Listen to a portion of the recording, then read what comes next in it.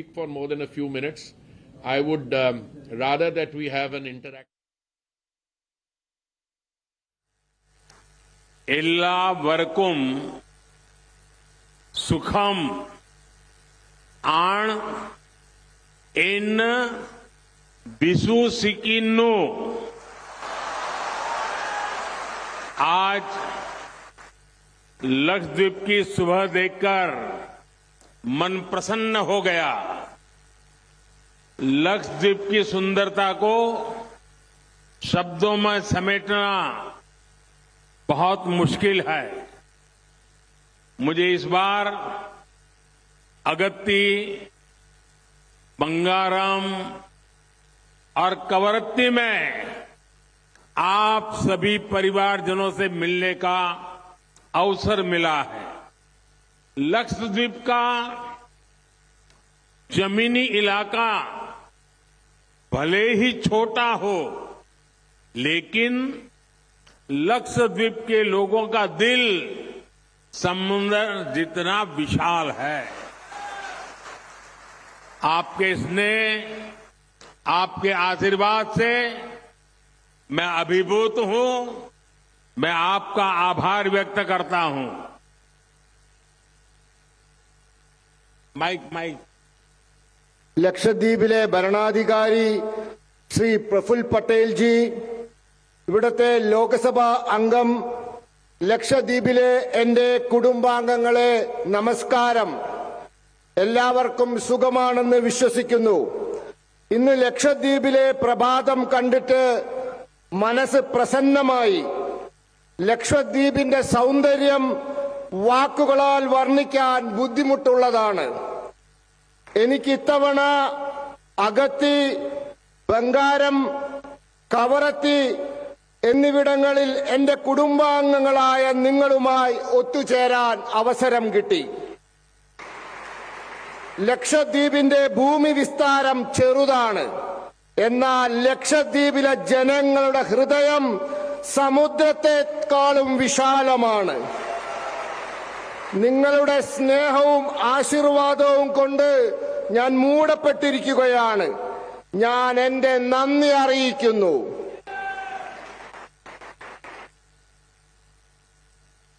എന്റെ കുടുംബാംഗങ്ങളെ, आजादी के बाद दशकों तक केंद्र में जो सरकारें रही, उनकी प्राथमिकता सिर्फ अपने राजनीतिक दल का विकास था.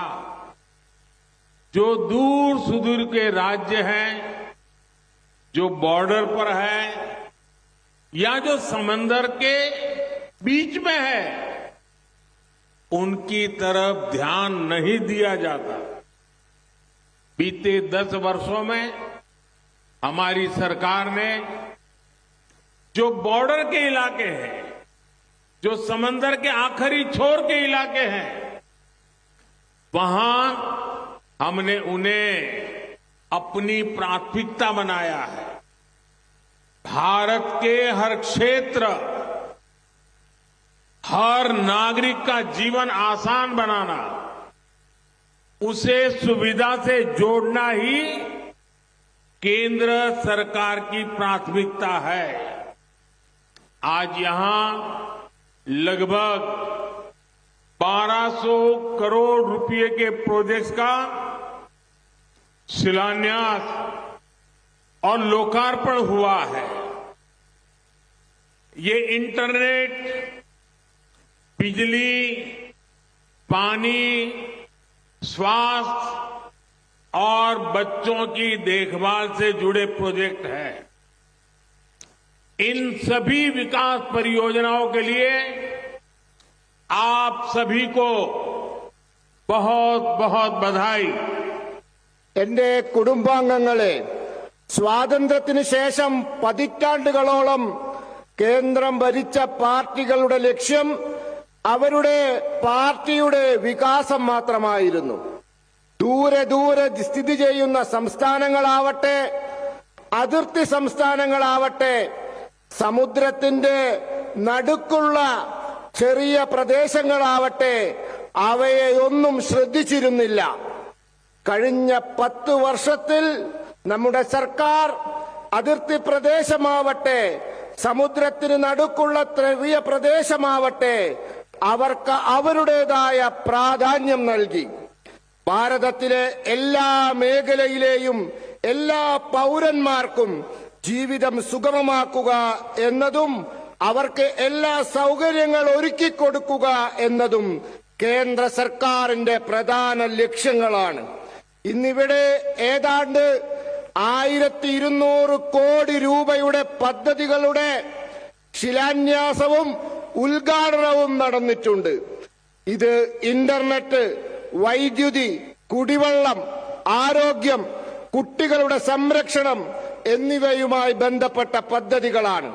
ഈ എല്ലാ വികസന പദ്ധതികൾക്കും നിങ്ങൾ എല്ലാവർക്കും വളരെ അധികം അഭിനന്ദനങ്ങൾ ഞാൻ നേരുന്നു. एनडीए कुडुम आंगन के लिए बीते 10 सालों में लक्षद्वीप के लोगों की ईज ऑफ लिविंग बढ़ाने के लिए केंद्र सरकार ने कोई कोर कसर बाकी नहीं छोड़ी है. यहां पीएम आवास योजना ग्रामीण के तहत 100% लाभार्थियों को कवर किया जा चुका है. हर लाभार्थी तक फ्री राशन पहुंच रहा है. किसान क्रेडिट कार्ड और आयुष्मान कार्ड दिए गए हैं. यहां आयुष्मान आरोग्य मंदिर, हेल्थ एंड वेलनेस सेंटर बनाए गए हैं. सरकार की एक कोशिश है कि हर लाभार्थी तक सरकारी योजनाएं पहुंचे. डीबीटी के माध्यम से केंद्र सरकार हर लाभार्थी के बैंक खातों में सीधे पैसे भेज रही है. इससे पारदर्शिता भी आई है और भ्रष्टाचार भी कम हुआ है.